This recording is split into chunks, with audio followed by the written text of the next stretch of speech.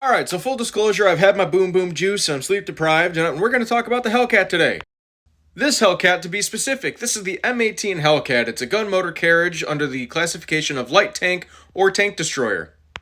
Now, it was produced and manufactured from July 1943 to November 1944 by General Motors, more specifically, the Buick Motor Division, because General Motors just can't seem to do anything by themselves. They always have Cadillac or one of their other subsidiaries like Buick or Pontiac doing things.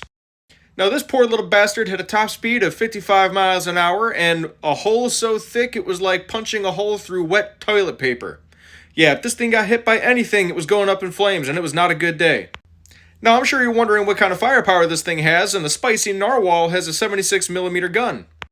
Now, to go along with that 76mm gun, it's also got a 50 caliber Ma Deuce Browning machine gun right up top. Well, if it's got a hull like paper, why was it used on the battlefield? Because this thing was faster than pretty much any other tank on the battlefield, both friendly and enemy. This thing was just flying around the battlefield like a bat out of hell, or a cat out of hell. Just causing absolute havoc and devastation everywhere it went. It could bolt, shoot, bolt away. Fine, done. Now, what I really wanted to talk about today was the M18 Super Hellcat. Now, if we're going to talk about the M18 Super Hellcat, I'm going to have to bring up the M36 GMC, and I promise this is completely relevant. So the Super Hellcat was never officially produced, but a couple of prototypes were built during World War II. It just didn't go into production until after the war ended, and they didn't see a use to have it afterwards.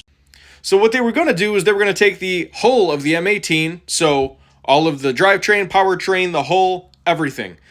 Just going to be stock, straight M18. But then they were going to take the 90mm gun and the turret off of the M36 and just slap that bitch right on top. And you know what they say, bigger is always better. I wish I had that problem. So in conclusion, the M18 Hellcat was essentially an up-armored Chevy Silverado with the Sherman 76mm boom tube sticking right out of the front of it. And that is your brief history for today.